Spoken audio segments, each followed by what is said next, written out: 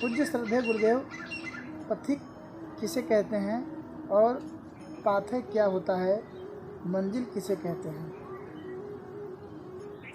ओम यतो यतः समीहसे ततो नो अभयं कुरु सन्न कुरो प्रजाभ्यो अभयं नः पशुभ्यः अभयं नः पशुभ्यः। ओम शांति शांति शांति ओम। देखिए, जो भी व्यक्ति चलता है सफ़र में उसको पथिक बोलते हैं, और जो उसके पास सफ़र में भोजन इत्यादि काम की सामग्री जो होती है उसको पाथेय बोला जाता है। और मंजिल गंतव्य स्थान को कहते हैं। कोई भी यात्री सफ़र करता है तो मंजिल का भी, पथ का भी और अपने पास की सामग्री का भी विश्लेषण कर लेता है, तैयारी कर लेता है, तभी स्थान से प्रयाण करता है, चलना शुरू करता है। तो ये संसार एक प्रकार से पथ है, मार्ग है। जीवात्मा एक लंबी यात्रा पर चलायमान है, चल रही है, जिसमें जन्मों जन्मांतर तक सफ़र करते करते यह शरीर रूपी बस में बैठी है। बस बदलता रहता है, यात्री वहीं कहीं रहता है। बस बदलता है पर यात्री नहीं बदलता है, क्योंकि मंजिल तक जाने के लिए एक नहीं सैकड़ों बसों को बदलना पड़ता है। साधन के अनुसार साधन बदलना पड़ता है, जैसे साध्य होता है उसी प्रकार साधन बदलते रहते हैं। तो इस संसार में दो प्रकार के पथिक होते हैं, एक श्रेय पथिक, एक कल्याण के पथ पर चलने वाले श्रेय पथिक है। संसार के भोगों के लिए चलने वाले, भोगों संसार के सुख दुख आदि भोगों की तरफ जाने वाले प्रिय पथिक इनको कहा जाता है। तो वास्तव में जीवन में पथ तो अध्यात्म मार्ग ही है जो आत्मा को कल्याण की तरफ ले जाता है, और पाथे जो जीवन सामग्री है जिससे हमारा पथ निष्कंटक हो जाए, बाधा रहित हो जाए। ऐसी चीज़ों को अपनाते हुए चलना, देखते हुए चलना, झाड़ झंकार को हटाते हुए चलना, इसका नाम पाथेय है। और मंजिल परमात्मा की प्राप्ति, अपने आप का परिचय, अपने आत्मा का दर्शन करते हुए जब पथिक चलता है तो उसका मंजिल प्राप्त होती है। अरे यह एक अद्भुत ऐसी यात्रा है जहाँ शुरुआत होती है पथिक का, वहीं पर मंजिल भी होता है। इसमें बाहर को नहीं बल्कि अंदर की तरफ यात्रा करना पड़ता है। बाहर की यात्रा अलग होती है, आंतरिक यात्रा अलग होती है। आध्यात्मिक यात्रा अंदर से होती है और बाहरी यात्रा बाहर से होती है। ये दोनों का फर्क है, दोनों का अंतर है। क्योंकि साधक जो आध्यात्मिक दुनिया में चलना प्रारंभ करता है तो वह स्थूल से सूक्ष्मता की तरफ जाता है, सूक्ष्म से फिर सूक्ष्मतम की ओर जाता है। क्योंकि जो ईश्वर है या जीव है, ये दोनों प्रकृति के सूक्ष्म तत्वों से भी अत्यंत सूक्ष्म है। क्योंकि जो अति सूक्ष्म है उसके लिए स्थूलता से दूर जाना पड़ता है। स्थूल क्या है?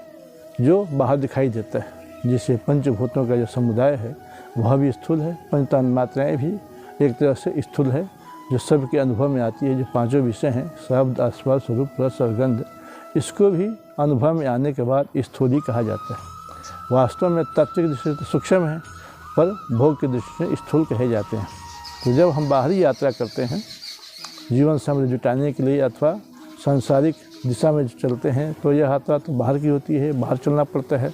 और जब हम शांति की तरफ चलते हैं, आनंद की तरफ चलते हैं, सुख की तरफ चलते हैं, संतोष की तरफ चलते हैं, दैवी संपदा को अर्जन करने के चलते हैं, तब हमें अंदर की यात्रा करनी पड़ती है। तो जो भी आध्यात्मिक साधक है, भौतिक साधक है, दोनों में आकाश पाताल का फर्क है। जैसे सोना और पित्तल में अंतर है, उसी प्रकार आध्यात्मिक यात्रा में और भौतिक यात्रा में ये फर्क है, ये भिन्नता है। क्योंकि आध्यात्मिक यात्रा व्यक्ति को शांति की तरफ जाने के लिए होती है, उसमें त्याग की प्रधानता होती है। और भौतिक साधन जो होता है भोग की तरफ ले जाता है। भोगों की तरफ भोग सामग्री के संग्रह की महत्ता होती है, आवश्यकता होती है। क्योंकि दोनों का उद्देश्य, दोनों का लक्ष्य, दोनों का ध्येय अलग अलग होता है। एक को तो शांति की आवश्यकता है, शांति तक चलता है, वह पथ पर मार्गदर्शन के अनुसार, सही गुरु के अनुसार चलता है, आंतरिक दुनिया में चलता है। वहाँ श्रद्धा विश्वास की प्रधानता होती है, श्रद्धा विश्वास से उसका पाथेय बन जाता है। और सांसारिक दुनिया में जहाँ भोगों की प्रधानता है, भोग सामग्री की प्रधानता है और संसार के भोगों की तरफ व्यक्ति की जाने की प्रवृत्ति होती है, वहाँ पर व्यक्ति बाहर की तरफ गति करता है। वहाँ पर बाह्य सामग्री की, स्थान की, सवारी की, साधन की आवश्यकता होती है, जिससे बाहर की यात्रा तय होती है।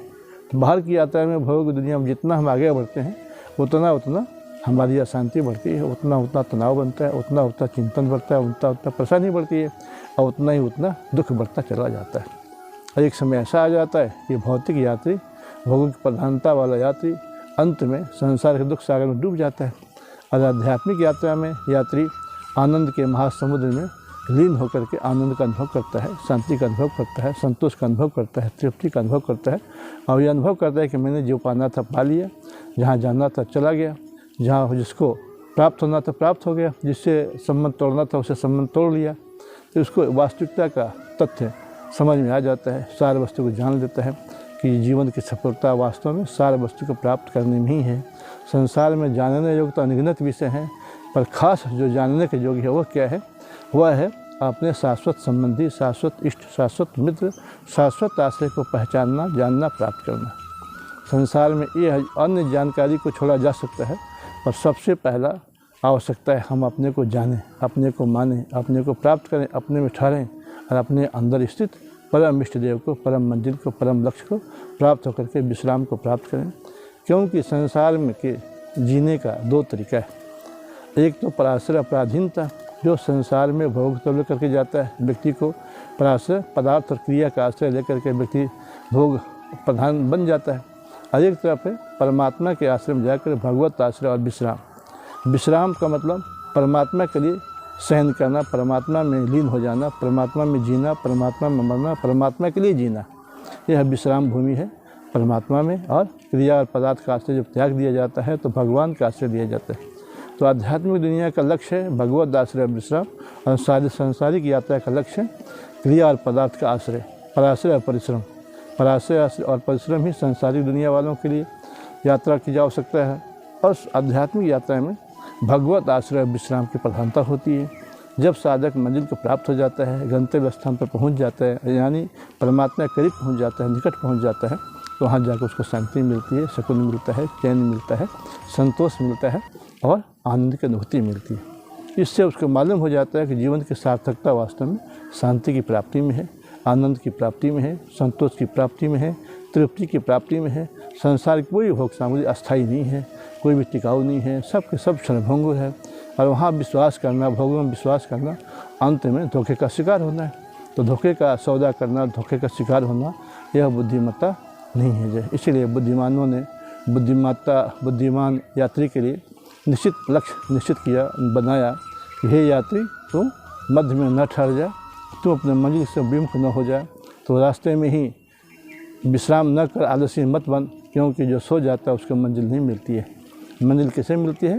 जो चलता रहता है। और आध्यात्मिक यात्री को भी जब तक परमात्मा की प्राप्ति न हो जाए, अपना परिचय न मिल जाए, जब तक संसार की नश्वरता को, क्षणभंगुरता को समझ न ले, तब तक आंतरिक यात्रा भी पूर्ण नहीं हुआ करती है। और भौतिकता में तो शांति है ही नहीं, विश्राम है ही नहीं, क्योंकि वहाँ केवल धोखा ही धोखा है, छलावा ही छलावा है। क्योंकि जिस वस्तु को हमने सोना समझा था वो पीतल निकल गया। जहाँ हमने शांति की तलाश किया उतनी अशांति बढ़ती गई।